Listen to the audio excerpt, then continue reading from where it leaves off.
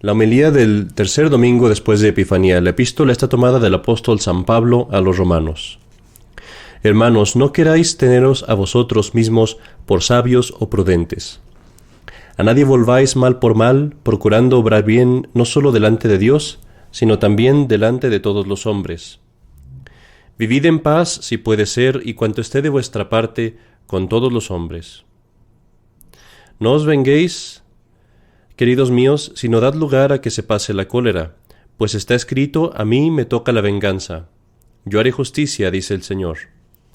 Antes bien, si tu enemigo tuviere hambre, dale de comer; si tienes sed, dale de beber, que con hacer eso amontonarás ascuas encendidas sobre su cabeza. No te dejes vencer del mal, o del deseo de venganza, mas procura vencer al mal con el bien a fuerza de beneficios. El Evangelio está tomado del San Mateo. En aquel tiempo, habiendo bajado Jesús del monte, le fue siguiendo gran muchedumbre de gentes. En esto, viniendo a él un leproso, le adoraba diciendo: Señor, si tú quieres, puedes limpiarme. Y Jesús, extendiendo la mano, le tocó diciendo: Quiero, queda limpio. Y al instante quedó curado de su lepra. Y Jesús le dijo: Mira que no lo digas a nadie, pero ve a presentarte al sacerdote y ofrece el don que Moisés ordenó para que le sirva de testimonio. Y al entrar en Cafarnaúm le salió al encuentro un centurión y le rogaba diciendo: Señor, un criado mío está postrado en mi casa paralítico y padece muchísimo. Dícele Jesús: Yo iré y le curaré. Y le replicó el centurión: Señor, no soy digno de que tú entres en mi casa, pero mándalo con tu palabra y quedará curado mi criado. Pues aun yo, que no soy más que un hombre sujeto a otros, como tengo soldados a mi mando, digo al uno: marcha, y él marcha, y al otro: ven, y viene, y a mi criado: haz esto, y lo hace. Al oír esto, Jesús mostró grande admiración y dijo a los que le seguían: En verdad os digo que ni aun en medio de Israel he hallado fe tan grande. Así yo os declaro que vendrán muchos gentiles del oriente y del occidente, y estarán a la mesa con Abraham, Isaac y Jacob en el reino de los cielos, mientras que los hijos del reino serán echados fuera a las tinieblas. Allí será el llanto y el crujir de dientes. Después dijo Jesús al centurión: Vete y sucédate conforme has creído. Y en aquella hora misma quedó sano el criado. En el nombre del Padre, y del Hijo, y del Espíritu Santo. Amén. El Evangelio de hoy nos muestra dos de los ejemplos más hermosos de milagros que obró nuestro Señor durante su vida. Uno es el ejemplo del leproso, que se acerca a nuestro Señor primero con un acto de humildad y luego con un acto de fe, diciéndole: si tú quieres, puedes curarme. Y nuestro Señor le responde de una forma muy sencilla. Le dice: quiero, mostrando en esto su divinidad, su poder de curar con su propia voluntad.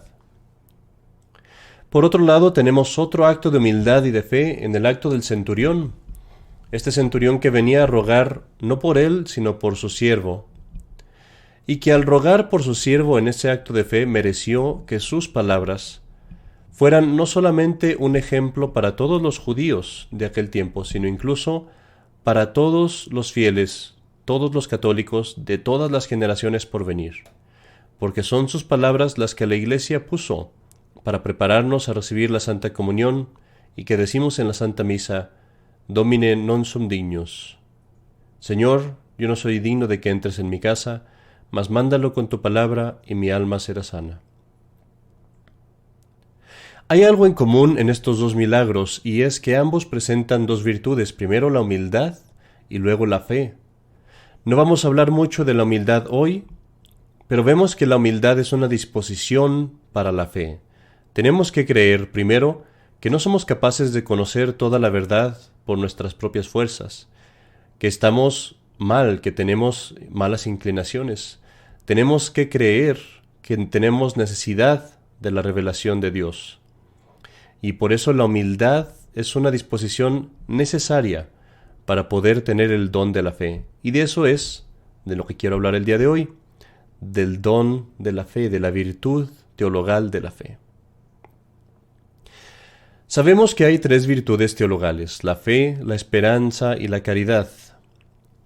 Estas tres virtudes las llamamos teologales porque son enteramente distintas de cualquier otra virtud.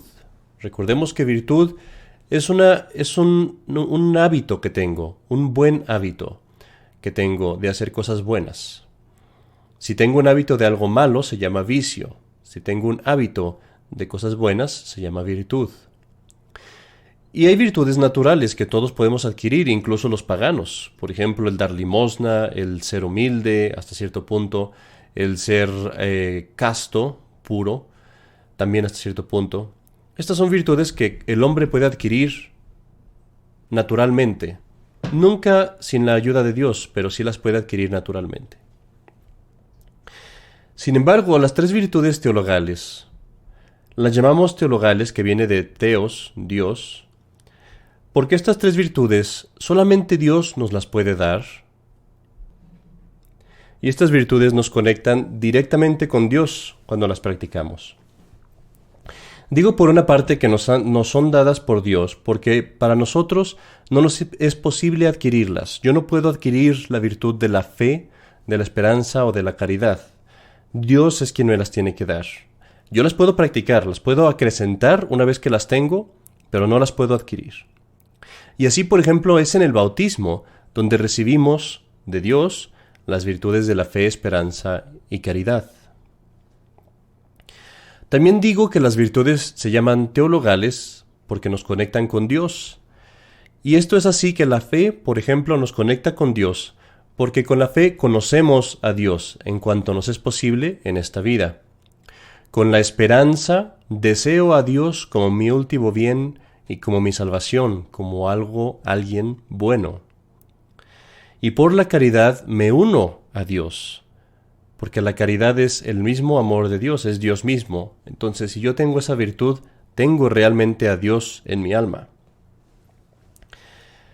Pero estas tres virtudes, es importante que veamos que son tan necesarias, que sin ellas no podemos ir al cielo. Puedo ser el mejor en cualquier otra virtud, puedo ser el hombre más humilde del mundo, puedo ser el hombre más casto del mundo, puede ser que yo dé millones de dólares en limosnas. Pero si no tengo estas virtudes, si no tengo fe y esperanza y caridad, no me sirve de nada, no puedo llegar al cielo. Y en cambio, si tengo estas tres virtudes, fe, esperanza y caridad, aunque me falten otras virtudes, aunque sea un hombre imperfecto, mientras tenga esas tres, estoy en gracia de Dios, soy amigo de Dios y puedo ir al cielo. Comprendiendo, pues, lo que son las virtudes teologales, hablemos un poco de la fe. ¿Qué es la fe? Hoy hay muchos conceptos erróneos de la fe. El lado modernista, y que es muy protestante, también muy propio de las iglesias protestantes, es el ver la fe como una emoción, como un sentimiento, como una clase de experiencia emocional que tenemos y que está conectada con la religión. Hablamos, por ejemplo, de que para las personas que tienen esta idea de la fe, para ellos la fe es cuando se te pone el cuero chinito, o que estás escuchando alguna canción o un himno religioso, o que escuchas una palabra del evangelio, o alguna otra experiencia religiosa, y eso te causa una gran emoción, quizás lágrimas, o quizás alguna felicidad, o te causa quizás el estar inspirado. Todas estas cosas no son nada más que accidentes, no son la fe. Pero hay otro error también del lado de los católicos, y es la idea de pensar que la fe debe ser un servilismo ciego por el cual yo creo algo nada más porque me lo dicen y sin ninguna conexión con la razón. Es la idea de muchas personas que dicen que la fe es contraria a la razón, o que la razón no tiene nada que ver con la fe, y que tú debes de creer las cosas en tu fe católica sin estudiarlas, porque es mejor no estudiarlas, que nada más debes de creer porque así te dijeron. Esto es también un error, y es incluso un error condenado por la Iglesia. ¿Qué es entonces la fe? Mis queridos amigos, para ponerlo simplemente, la fe es reconocer el saber las realidades que Dios me ha revelado. Con la ayuda de Dios, el hacer ese reconocimiento, el admitir, el saber que lo que Dios me ha dicho es cierto. Si nuestra fe es completa, esto se lleva más allá aún y quiere decir que nuestra fe va a ser también que obremos de acuerdo a la fe, que obremos de acuerdo a ese conocimiento que Dios nos da. No solamente la fe no es contraria a la razón, sino que la fe está basada en la razón, porque creemos en Dios basándonos en nuestra razón que nos dice que es razonable creerle a Dios. Si Dios te habla, sería una locura que no lo quieras escuchar. Y creemos también en la Iglesia Católica, de nuevo, no por una servil sumisión ciega, sino porque es razonable creer en la Iglesia Católica, porque hay pruebas de la verdad de la Iglesia Católica, porque hay evidencia de que lo que se hace en la Iglesia Católica es el trabajo de Dios y de que es Dios quien habla a través de la Iglesia Católica y solamente a través de la Iglesia Católica. La fe no tiene nada que ver con los sentimientos. Piénsalo, muchas veces creemos cosas y las creemos firmemente, aunque van contrarias a nuestra inclinación. ¿Cuántos de nosotros quisiéramos o nos gustaría más que no hubiera un infierno, quizás? Pero creemos que hay un infierno, a pesar de que no nos gusta, porque sabemos que es la verdad, porque sabemos muy bien que eso es lo que Dios ha revelado. Y así la fe no está conectada con mis sentimientos personales. La fe es verdad. Y eso me lleva al siguiente punto, que la fe no es una opinión, no es un grupo, no es una ideología. La fe católica, es la verdad, una única y verdadera verdad. Verdad que no podemos cambiar, así como no podemos cambiar la realidad. Es una verdad objetiva que está fuera de mi poder de control. Una verdad a la que yo me tengo que someter y no someter la verdad a mis sentimientos o emociones. Es una verdad que yo no puedo cambiar ni ignorar. Eso es la fe. Y aquí es donde llegamos, hermanos, a la parte tan importante de por qué la fe es crucial para nosotros, para ser felices, para tomar nuestras decisiones correctas en la vida. Porque si la fe es la verdad, ¿qué va a hacer una persona que no tiene la fe o que tiene una fe distorsionada o errónea?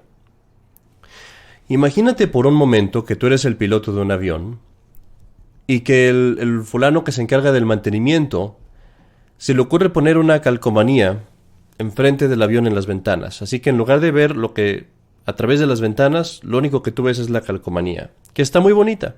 Es una calcomanía muy bonita. Pero imagínate qué pasaría si tú tratas de despegar, de volar y de aterrizar en ese avión. Cuando no puedes ver hacia afuera, lo único que ves es una calcomanía falsa. Lo que pasaría sería un absoluto desastre. Bueno, exactamente eso pasa. Cuando en tu vida tú basas tus decisiones, tu forma de ser, tus resoluciones en una mentalidad que no tiene fe. Es como si estuvieras obrando en tu vida con los ojos vendados.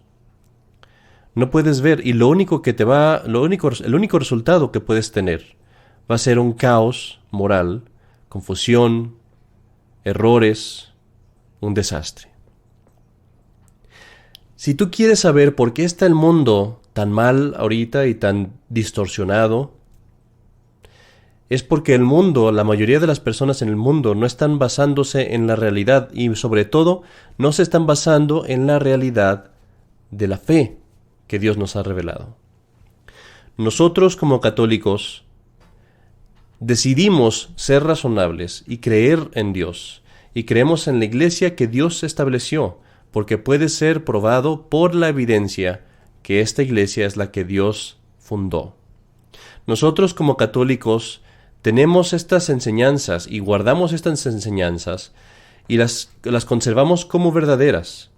Y no solamente eso, sino que estamos dispuestos a actuar basándonos en estas enseñanzas, aunque sea en contra de nuestros sentimientos, aunque sea en contra de nuestras inclinaciones, aunque sea en contra de las apariencias, porque nuestra fe no se basa en un capricho, no se basa en un sentimiento, se basa en una convicción firme. Y por eso, no importa lo que pase, no importa cuáles sean las apariencias, no importa qué dificultades podamos tener, como católicos nos aferramos a la verdad. Y luchamos para conservar la verdad, la fe, esta fe que queremos pasarle a nuestros hijos y a las generaciones por venir. Como asistamos a misa el día de hoy, hagamos ese propósito, esa firme resolución de creer en lo que Jesucristo nos ha enseñado. Y cuando veamos la hostia en las manos del sacerdote, hagamos un acto firme de fe, un acto firme de creer lo que Dios mismo nos dijo, aunque las apariencias parezcan otra cosa, y digamos con el sacerdote, mientras hacemos ese acto de fe, Domine non sum dignus. Señor, yo no soy digno de que entres en mi casa, mas mándalo con tu palabra, y mi alma será sana. En el nombre del Padre, y del Hijo, y del Espíritu Santo.